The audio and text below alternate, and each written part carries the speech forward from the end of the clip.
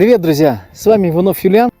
Вот сегодня пострелял на стенде и заполнилась муза. Решил поделиться с вами одной идеей. Можно ли, допустим, научиться быстрой стрельбе и могут ли быть одаренные люди? Да, проанализировав какое-то время, понял, что по себе, например, первые места, когда я вот занимаю, допустим, я не стал сразу занимать первые места, когда с первого же раза, например, пришел и начал там стрелять. Ребята, поверьте мне, из, не знаю, из 500, например, из 1000 стрелков, может быть, один стрелок есть, который, может быть, приходит и начинает там через месяц калашматить там из 25 берет там 25, да, там через 2 месяца уже мастера спорта подтвердил. Может быть, такой человек есть, но я не видел.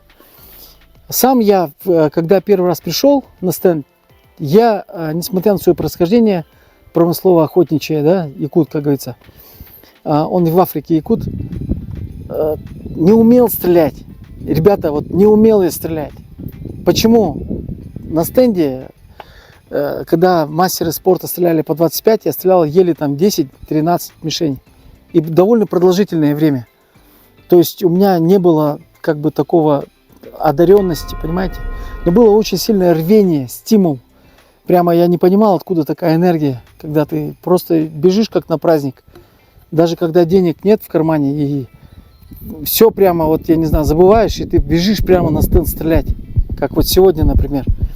Это как праздник. Я шел туда вот прямо вот на стенд стрелять для того, чтобы...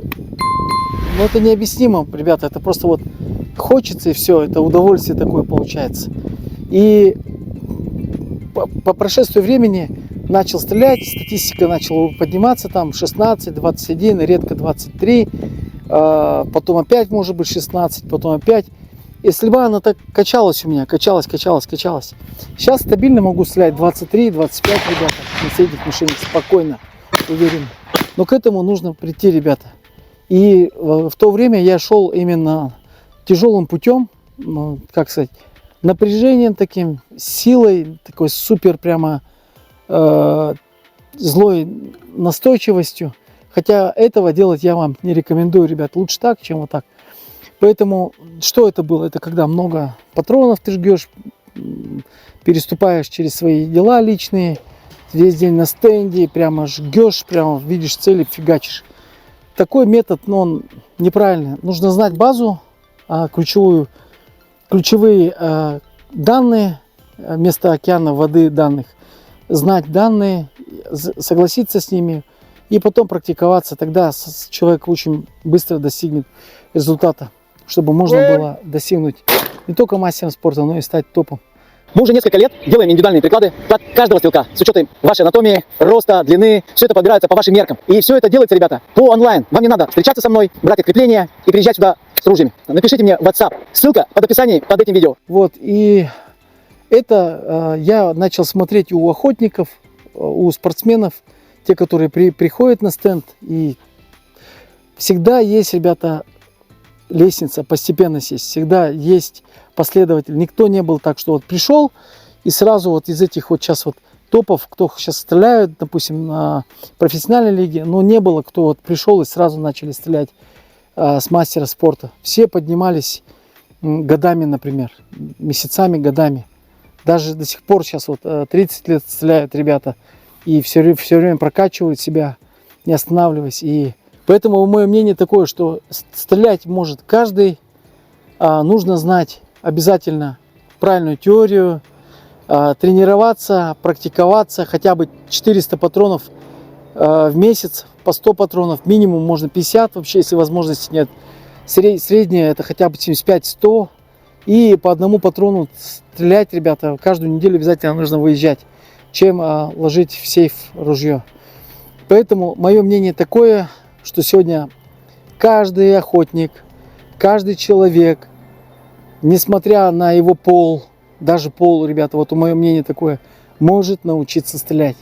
И причем очень хорошо, выше среднего может научиться. Есть, конечно, свои цели. Кто-то хочет стрелять в мире, с профессиональной лиги, кто-то хочет стрелять, например, для охоты, кто-то хочет с мастерами спорта стрелять в России. Вот. У каждого своих целей, ребята. Кто-то хочет мастер спорта достигнуть. И тем не менее, на каждом человеке нельзя ставить крест, что он может стрелять или не может. Любой человек может абсолютно достигнуть. Стрельба, она сама по себе очень простая, очень легкая, ничего сложного нет. Самое главное, это когда все это проходится, все эти рубежи и все вот эти блоки данных, когда человек постепенно получает по прохождению времени, у него уже включается как бы такое классное состояние уверенности, и он уже может это делать, как в любом виде спорта, ребята. Так что занимайтесь обязательно стрельбой, потому что охота и дисциплина спортинг, они идут бок о бок, что птица, что мишень, ее называют тоже бёрд, птица летит примерно по разным траекториям. Конечно, утка тяжелее, если так сравнить с мишенью. И в любом случае сезон у нас тоже очень большие перерывы между сезонами.